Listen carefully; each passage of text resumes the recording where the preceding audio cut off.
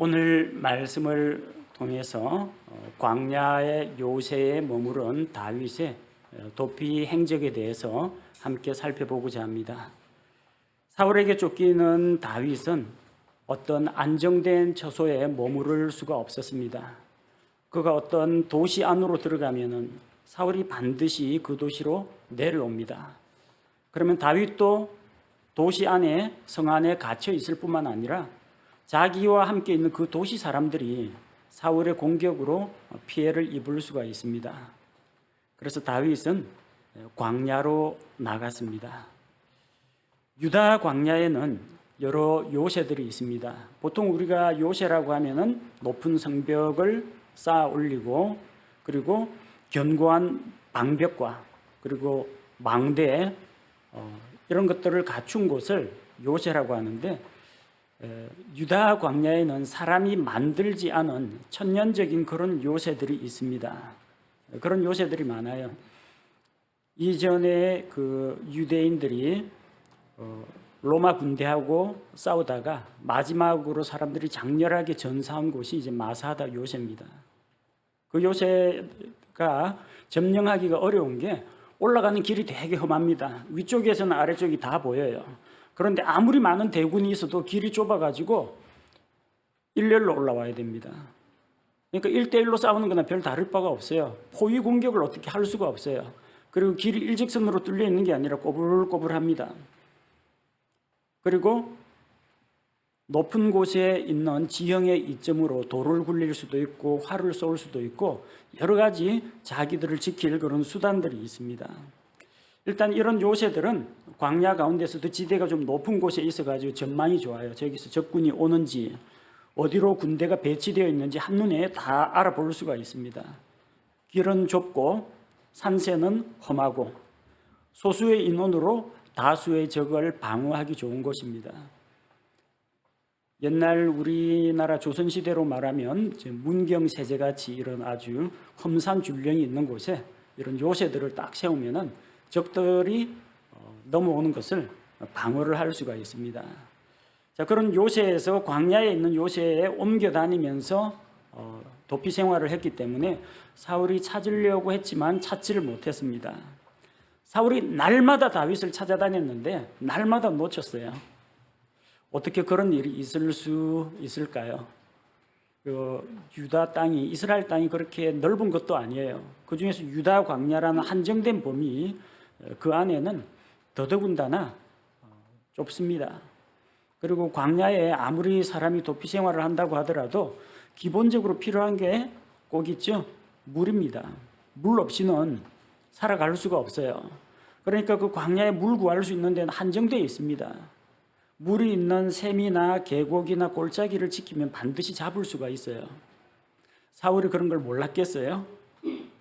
그런데도 잡지를 못했다는 겁니다. 왜 못 잡았을까요? 하나님이 숨겨주시면 아무리 옆에 있어도 잡지를 못합니다. 아슬아슬하게 잡힐 듯 하는데 다윗은 번번이 사울의 손에서 달아났습니다. 광야의 요새가 다윗을 지켜준 것도 있겠지만 다윗에게 진짜 요새는 하나님이었던 겁니다. 사무엘기하 22장 2절에서 다윗이 자기의 지나온 날들을 돌아보면서 하나님께 찬양을 드리는 시가 있습니다. 사무엘기하 22장 2절을 보니까 그가 이르되 주는 나의 반석이시요 나의 요새시요 나의 구출자시요 나의 피할 바위시요 나의 높은 망대시요 하나님께서 자기를 지켜주셨다. 이런 믿음의 고백을 하게 됩니다.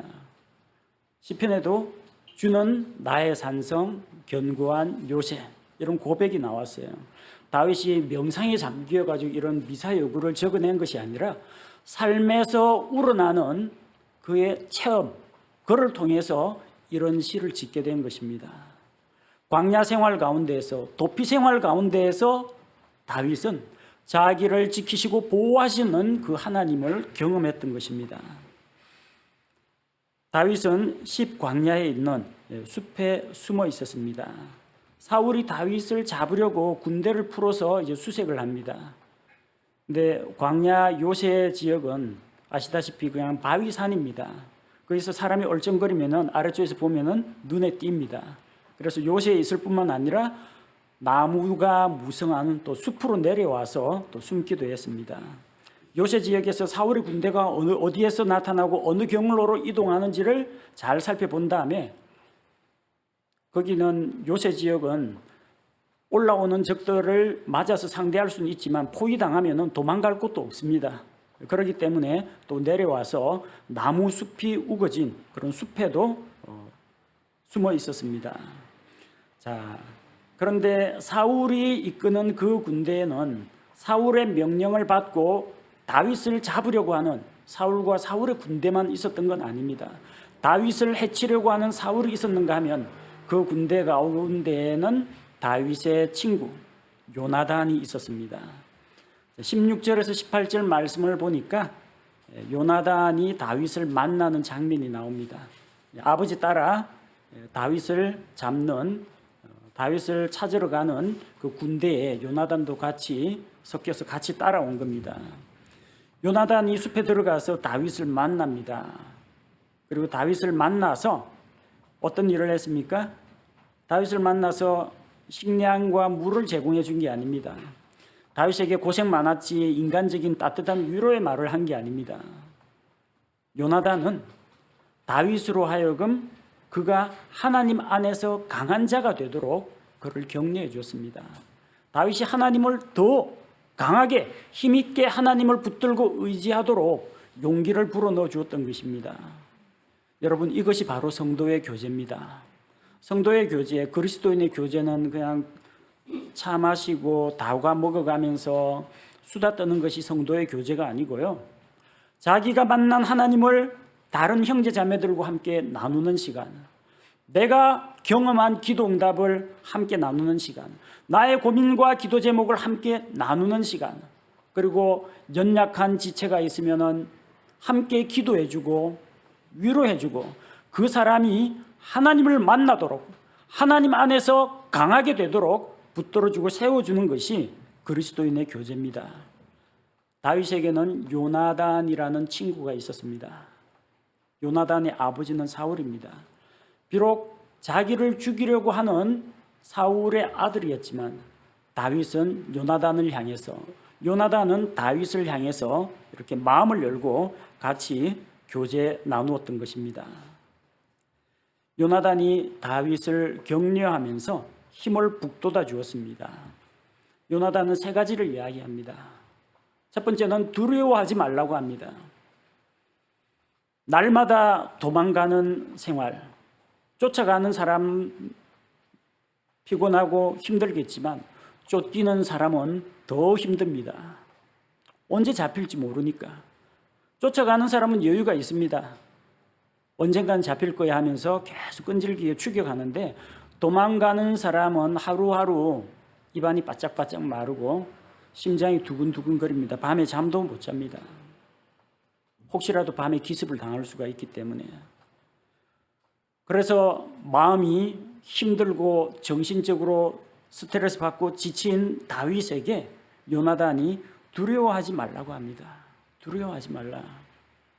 우리가 두려워해야 할 분은 하나님밖에 없습니다.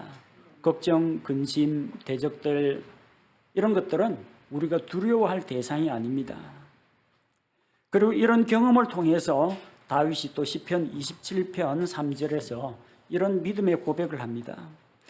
군대가 나를 대적하여 진을 칠지라도 내 마음이 두려워하지 아니하며 전쟁이 나를 대적하여 일어날지라도 내가 이것을 확신하리로다. 군대가 나를 대적하여 진을 칠지라도가 아니라 진짜 진을 쳤어요. 다윗을 잡으려고. 포위당하는 그런 경험들, 거기에서 달아나는 그런 경험들 숱하게 겪었습니다. 하지만 내 마음이 두려워하지 아니하며. 왜 두려워하지 않겠습니까? 주는 나의 은신처시요 피할 바위가 되시기 때문입니다. 그래서 요나단은 다윗에게 하나님께서 함께 하시니 군대가 일어나서 너를 에워싸고 대적할지라도 두려워하지 말라고 격려해 주었던 겁니다. 두 번째는 내 아버지 사울의 손이 너를 찾지 못하리라. 우리 앞서 14절에서 살펴본 내용입니다. 사울은 날마다 다윗을 찾으러 다녔는데 날마다 호탕만 쳤습니다. 지금까지 다윗을 잡으려고 다녔지만 아슬아슬하게 놓친 적이 한두 번이 아니었습니다. 하나님께서 다윗을 사울의 손에서 벗어나게 해주셨기 때문입니다. 그리고 요나단이 다윗에게 너는 이스라엘을 다스릴 왕이 될 것이라고 이야기했습니다. 사무엘기상 16장 13절에도 나오고 이미 대언자 사무엘을 통해서 다윗이 기름 부음을 받으면서 그가 이스라엘 백성의 지도자가 될 것을 하나님으로부터 약속을 받았습니다. 요나단은 다윗에게 그런 하나님의 약속을 다시 한번 상기시켜 주는 것입니다. 다윗이 이스라엘의 왕이 될 것을 사울도 알고 있습니다. 하나님께서 자기를 버리시고 왕의 자리에서 버리시고 다윗을 세우신다는 것을 사울도 알고 있습니다. 그래서 다윗을 죽이려고 하는 겁니다. 그리고 다윗과 요나단은 다시금 언약을 맺습니다. 이전에 주 앞에서 맺었던 언약이 있죠.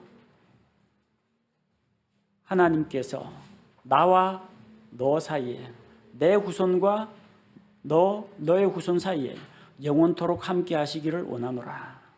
그 약속을 재확인했습니다.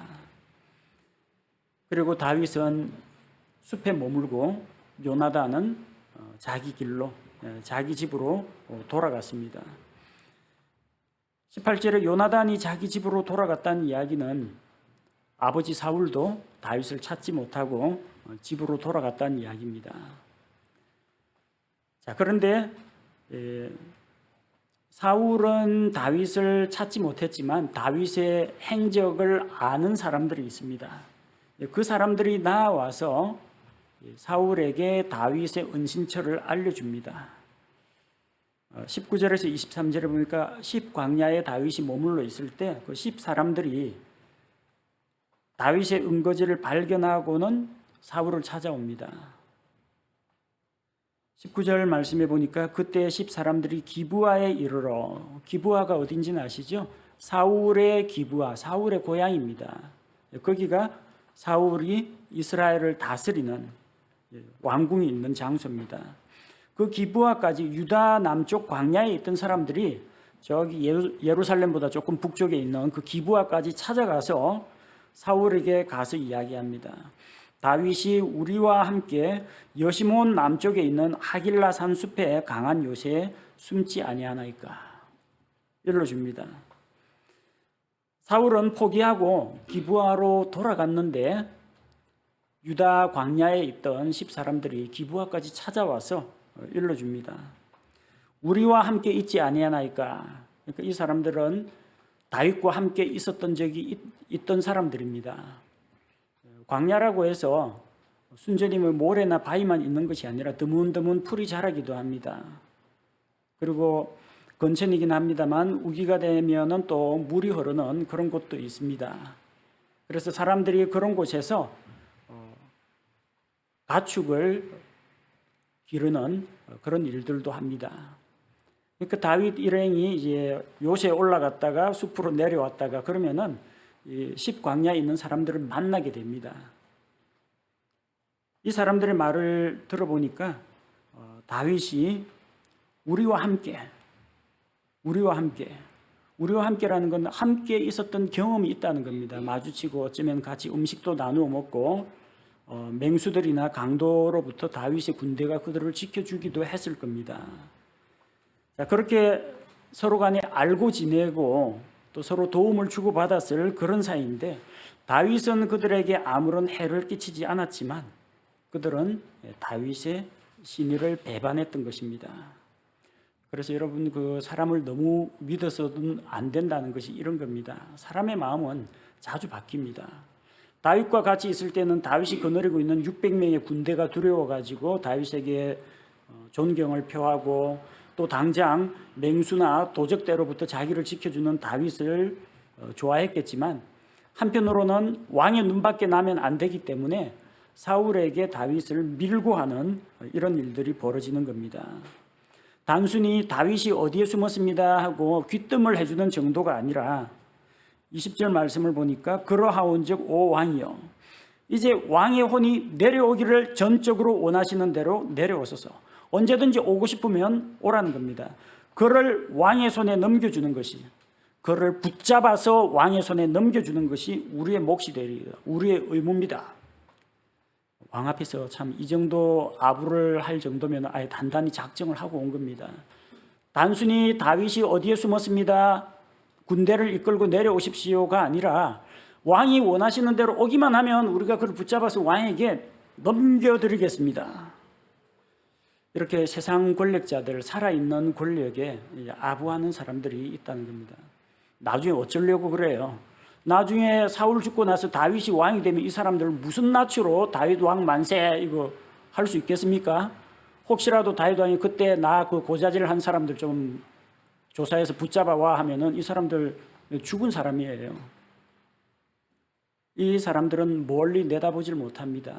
하나님께서 다윗에게 기름을 부으셨다는 거, 기름을 부으셨지만 아직은 왕이 아니지 않느냐. 칼자루는 사울이 쥐고 있다. 사울의 편에 붙은 겁니다. 그래서 세상의 민심이나 사람들은 이해관계에 따라서 혹은 권력에 따라서 움직입니다. 우리가 믿고 의지해야 할 대상은 돈이나 권력에 좌우되지 않는 언제나 바른 편에, 옳은 편에 서 계신 하나님만을 우리가 믿고 의지해야 하는 것입니다. 사울이 그 말을 듣고 기분이 많이 좋아졌나 봅니다. 이전에 자기 신하들을 향해서는 너희 가운데 누가 내통하고 있기 때문에 다윗이 그렇게 도망 다니는 거 아니냐. 오늘이라도 내 아들이 다윗과 공모해서 나를 죽이려고 칼을 빼들지 모르는데 누구 한 사람 나한테 고자질 내주는 사람이 없다고 신하들을 야단쳤습니다.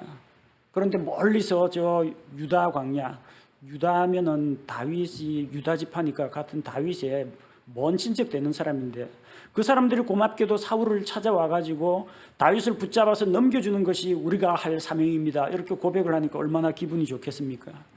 21절에서 사울이 이르되 너희가 나를 불쌍히 여겼으니 주께 복받기를 원하노라. 사울이 불쌍합니까? 다윗이 불쌍합니까? 사울은 왕궁에 있는데 누가 죽이려고 하는 것도 아니고 아쉬울 게 없는 사람이에요. 불쌍하긴 뭐가 불쌍합니까? 쫓기는 다윗이 불쌍한데. 그런데 자기 편이 돼주는 사람이 없고 자기 아들 요나단, 자기 딸 미갈 전부 다 다윗 편에 붙어 있고 자기 편을 안 들어주는데 너희가 이제 내 편이 들어주니까 고맙다는 이야기죠. 그래서 너희는 주께 복받기를 원하노라. 여기도 하나님의 이름이 거론이 됩니다. 하나님께서 다윗이 사울 손에 붙잡혀 죽는 것을 원하실까요? 그러지 않습니다. 그런데 다윗을 고자질을 해준 너희가 주께 복 받으라고 합니다. 하나님께서 그 사람들한테 복 주시겠어요? 복 안 주십니다. 하나님께서는 다윗의 안전을 더 중요하게 생각하시기 때문에. 자, 그리고 이제 이렇게 귀뜸은 받았는데 벌써 저 남쪽 유다 광야에서 팔레스틴 거의 중부 정도에 되는 기브온까지 오려면 시간 꽤 걸립니다. 그것에 다윗이 또 어디로 도망갔을지 아무도 모르는 일이죠. 사울이 다시 그들에게 다짐을 합니다. 다윗을 잡기 위해서 내가 섣불리 지금 내려갈 수는 없다.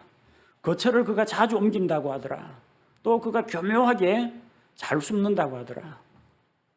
그래서 너희는 가서 다윗이 언제 어디에서 나타났는지, 누구와 만나고 있는지, 자주 출몰하는 곳은 어디인지 상세한 정보를 수집해서 다시 오라고 합니다. 그러면 이제 사울이 내려가겠다는 겁니다. 그가 있다는 곳을 발견하면 자기는 유다의 수천 곳을 두루 다 뒤져서라도 반드시 다윗을 잡겠다고 합니다. 자, 그때 다윗은 이제 마온 광야로 피하게 되었습니다. 24절에 그들이 일어나서 사울보다 먼저 시부로 갔으나 사울에게 고자질한 다음에 다윗의 위치를 파악하기 위해서 다시 시부로 돌아왔어요. 그렇지만 다윗과 그의 사람들은 여시몬 남쪽에 있는 평야 곧 마온 광야에 있었더라. 자, 계속해서 옮겨 다니죠. 아까 그 기브아에 가서 고자질을 할 때는 여시몬 남쪽에 있는 하길라 산의 숲에 있는 강한 요새에 있는데, 지금은 여시몬 남쪽이긴 한데 그 산에 있는 그 숲이 아니라 남쪽에 있는 평야, 곧 마온 광야에 있다는, 마온 광야로 다윗이 피난하게 되었습니다. 자, 마온 광야, 나중에 사무엘기상 25장에 보면은 여기서 또 다윗이 또 한 가지 사건을 겪게 되죠. 마온에 대규모로 목축을 하는 부자가 있었습니다. 사람은 조금 미련하고 어리석은 사람, 또 과격한 사람인데 나발이라는 사람이 목축을 하고 있었어요. 다윗이 군대를 풀어가지고 그 목자들이 양을 칠 때 울타리를 쳐줬어요. 맹수도 도둑도 가까이 오지 못하도록. 나중에 그간의 자기들의 수고에 대한 이제 보상으로 이제 음식을 좀 얻으려고 하는데 나발이 허락하지 않죠. 근데 나발의 그 아내 아비가일이 그 나발의 그런 무례하고 잘못된 행동을 대신해서 다윗에게 사과하고 다윗에게 음식을 제공합니다. 이 마온 광야 여기에서 나중에 다윗은 아비가일을 만나게 됩니다. 자, 마온 광야면 이제 높은 산은 아니고 그 여시몬 남쪽에 있는 평야지대입니다. 평야지대이기 때문에 군대가 쉽게 다윗을 따라잡을 수가 있습니다. 기마병들이 있으면요. 그리고 평야는 확 트인 지역이기 때문에 그다지 숨을 만한 곳이 많지가 않습니다.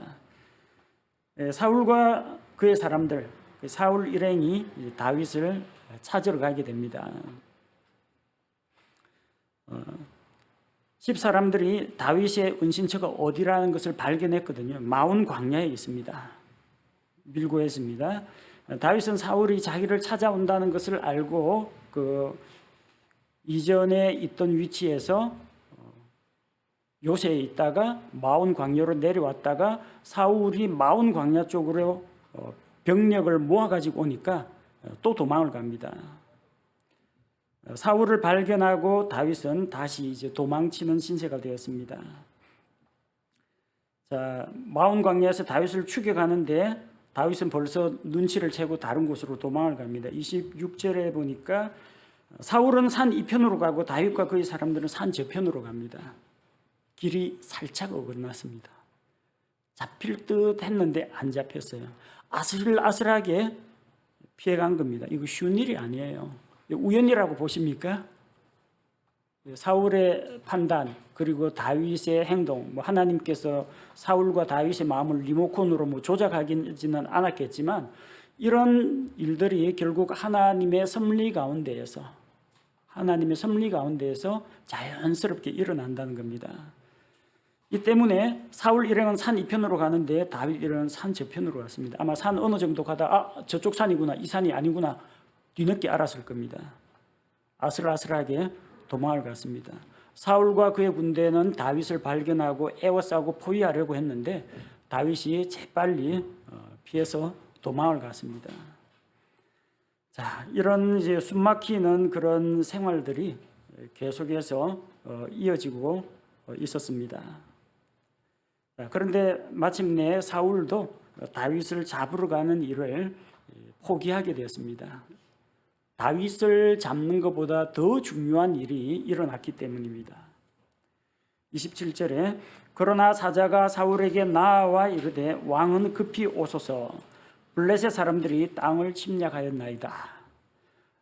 사울의 임무가 무엇입니까? 왕으로서 백성의 안전을 도모하는 겁니다. 자기의 정적을 제거하는 것이 왕의 임무가 아니라 이스라엘 왕국을 외적의 침략으로부터 안전하게 보호하는 것이 사울의 어뜸가는 사명입니다.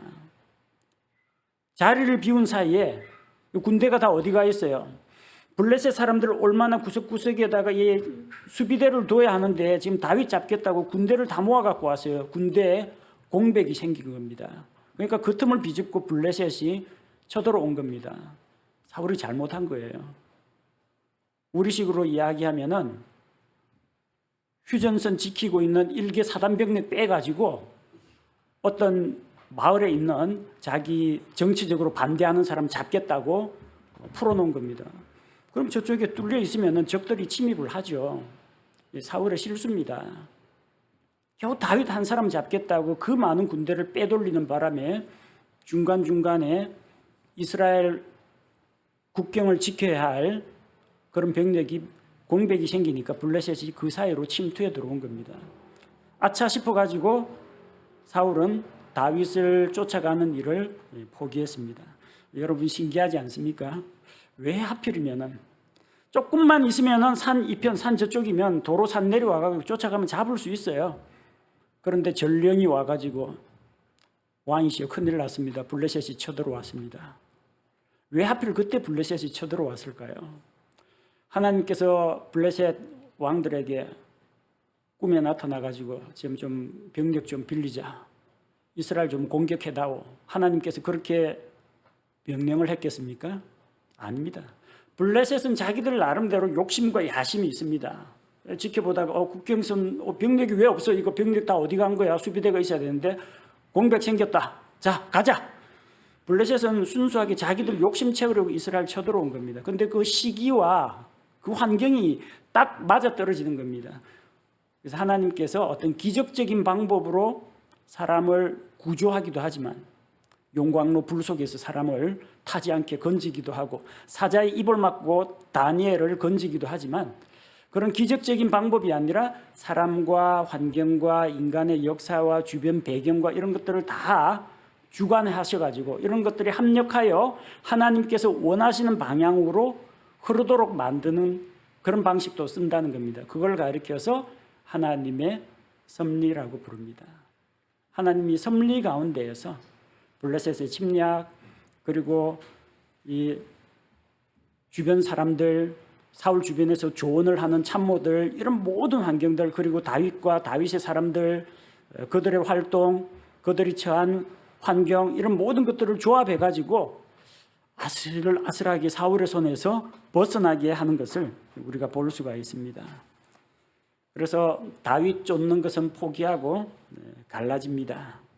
양쪽이 서로 헤어진 그 자리를 가리켜서 셀라 하마르곳이라고 합니다. 셀라라는 말은 바위라는 뜻입니다. 최근에 저 카페에 게시물 올렸는데 셀라 이름이 많죠. 그래서 시편에 나오는 시를 한 소절 읊고 나서 셀라라는 악상 기호가 나오면은 잠깐 멈추어서 앞쪽 내용을 묵상하시오. 악상 부호로 사용됩니다. 그거는 SELAH입니다.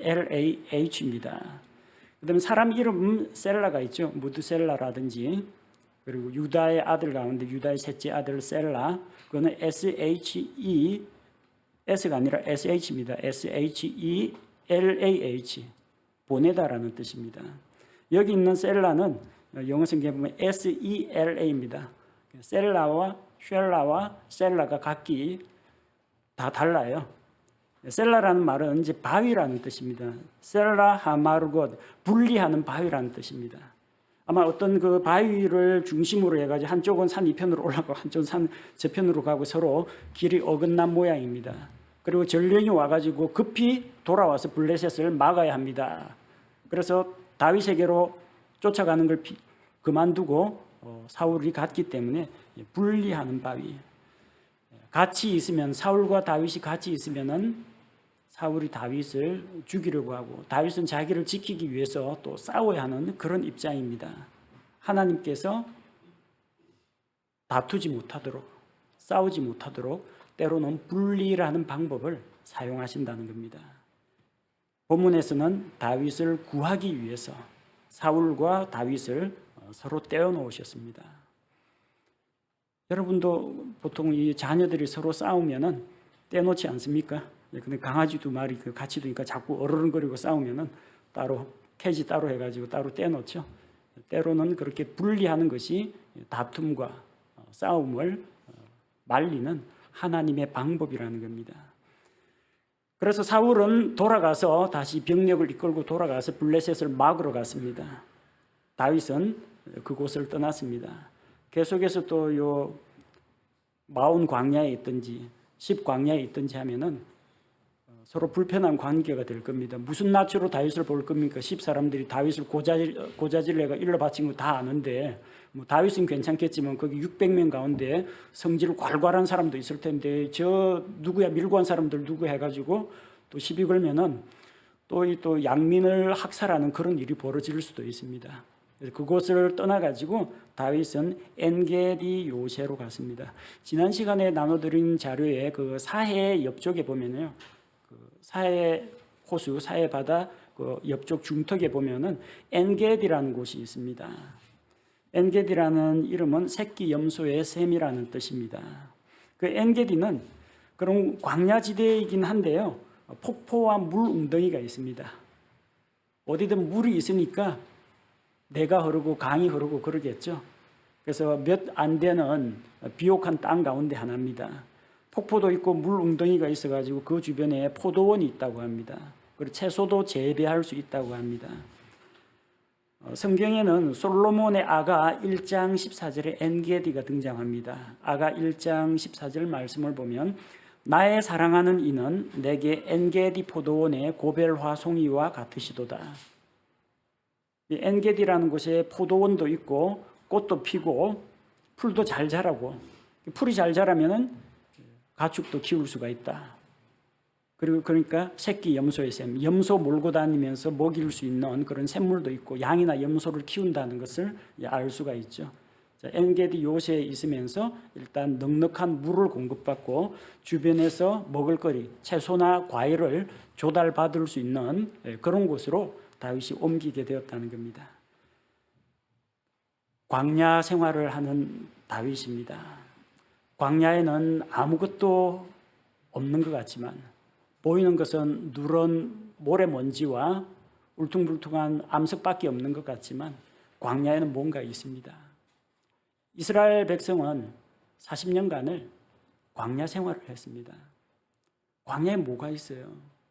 모래하고 돌하고 뭐 사막 도마뱀하고 뭐 이런 거 전갈하고 이런 거 나오는데 뭐가 있어요? 근데 있습니다. 하늘에서는 만나가 내립니다. 하나님께서 공중 날아다니는 메추라기를 불러 모아가지고 이스라엘 백성에게 양식으로 줍니다. 이스라엘 백성은 그 광야에서, 아무것도 없는 광야에서 어디에나 계시는 무소부재하신 하나님을 만났습니다. 다윗이 지금 광야 생활을 하고 있습니다.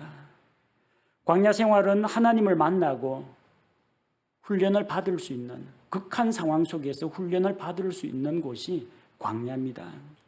광야 생활을 하면서 지은 시편이 시편 63편입니다. 시편 63편 1절을 보면요, 그 배경이 나오죠. 다윗이 유다 광야에 있을 때 지은 시 바로 지금입니다. 오늘 읽은 본문입니다. 유다 광야에 있을 때 뭐 시가 나오겠습니까? 좀 이 강물이 잔잔히 흐르고 그다음에 뭐 초목이 좀 무성하고 목동들이 피리 불면서 양떼를 몰고 가 이런 목가적인 풍경을 봐야 이게 시적인 감흥이 날 텐데 노란 모래먼지에다가 암석투성이에서 무슨 시를 짓겠습니까? 근데 다윗은 자연 감상하면서 시를 지은 게 아니라 생명이 위협을 받는 그런 절박한 상황 가운데에서 하나님을 만나고 하나님을 노래하는 겁니다. 뭐라고 노래했습니까? 오 하나님이여 주는 나의 하나님이십니다. 내가 일찍 주를 찾되 물이 없어 마르고 메마른 땅에서, 광야를 말하죠. 광야에서 내 혼이 주를 갈망하며 내 육체가 주를 사모하오니. 얼마나 절절한 심정이겠습니까? 막막한 곳에서 하나님을 찾았고 하나님께서 광야에서 그를 만나 주셨다는 겁니다. 하나님께서는 메마른 광야에도 계십니다. 저 멀리 셋째 하늘에만 계신 분이 아니고요, 예배당 안에 기도원에 갇혀 지내는 하나님이 아니고 솔로몬의 성전에만 거하는 하나님이 아니고요, 하나님은 어디에나 계십니다. 우리가 부르짖을 때 바로 그 자리에 하나님이 계십니다. 주께서 과연 여기 계시거늘 내가 알지 못하였도다. 야곱이 베델에서 돌베개 베고 자다가 꿈에 하나님을 만나고 고백한 말입니다. 주께서 과연 여기 계시거늘 내가 알지 못하였도다. 나는 인식하지 못했지만 하나님은 나와 함께 계셨구나. 광야에는 아무것도 없는 것 같지만 그 메마른 광야에서 하나님이 계셨다는 것을 다윗은 발견하게 됩니다. 하나님께서는 메마른 광야에서도 다윗에게 필요한 것들을 공급해 주셨습니다. 이스라엘 백성은 광야에서 물과 양식을 얻었습니다. 고기도 먹었습니다. 하나님의 보호를 받았고 하나님의 인도를 경험했습니다. 다윗은 광야 생활 중에서도 하나님의 보호와 공급을 경험했습니다.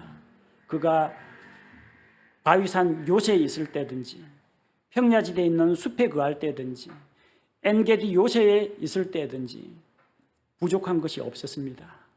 차고 넘치는 풍족한 생활은 하지 못했지만 적어도 모자람이 없는 생활은 했습니다.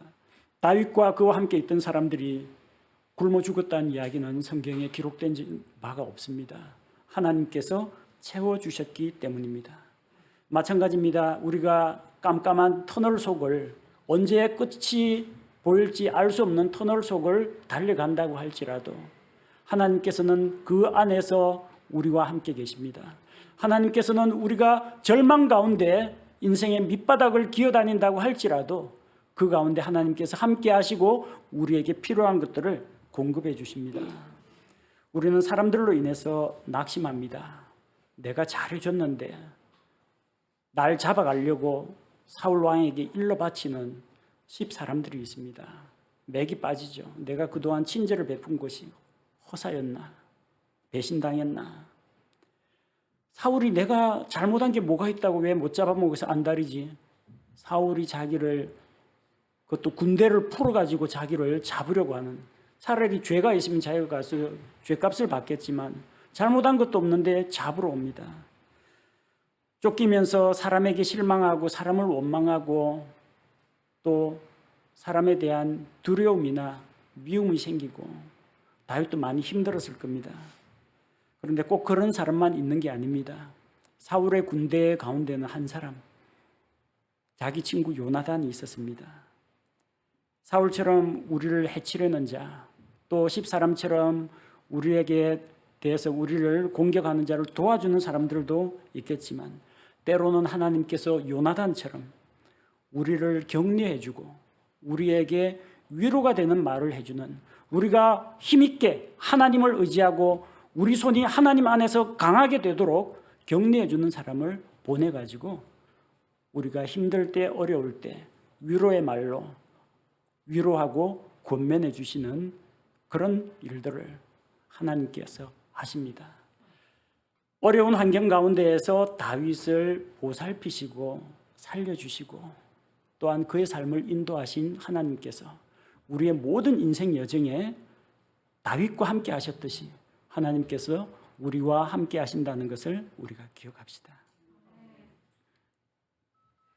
함께 기도하겠습니다. 하나님 아버지, 날마다 사울에게 쫓기느라 피폐하고 힘들고 지친 다윗에게 요나단이라는 친구가 찾아와서 하나님 안에서 그의 손을 강하게 해주는 이런 위로와 격려를 주었습니다. 우리 성도들이 서로가 서로에게 다윗이 되고 요나단이 되게 하옵소서. 연약한 지체들이 하나님 안에서 힘을 얻도록 교제 가운데에서 말씀으로 권면하고 위로함으로써 세워주고 강하게 하는 그런 일들이 우리에게 일어나게 하옵소서. 때로는 우리가 친절과 호의를 베풀었지만 10사람처럼 그 호의를 신의를 배반하고 사울과 한편이 되어서 괴롭히는 자들도 나타납니다. 그러나 두려워하지 않고 또 사람에게 낙심하지 않고 오직 하나님만을 바라본 다윗과 같이 되기를 원합니다. 광야 생활은 아무것도 없고 앞이 보이지 않고 날마다 힘든 하루하루가 되지만 그럼에도 불구하고 하나님께서는 생명을 건져주셨고 마침내 엔게디 요새에 있는 폭포와 물 웅덩이와 과일과 꽃과 채소가 있는 아름다운 곳으로 인도해 주신 것을 봅니다. 우리의 고난 중에 우리와 함께 하시는 하나님께서 우리에게 이러한 은혜와 복을 내려주시길 원합니다. 하나님을 의지함으로 광야 생활 가운데에서 주님을 만나고 연단받았던 다윗과 같이 우리가 하나님의 손 안에서 더 강하고 능력 있는 자로 성장할 수 있게 하옵소서. 예수님의 이름으로 기도합니다. 아멘.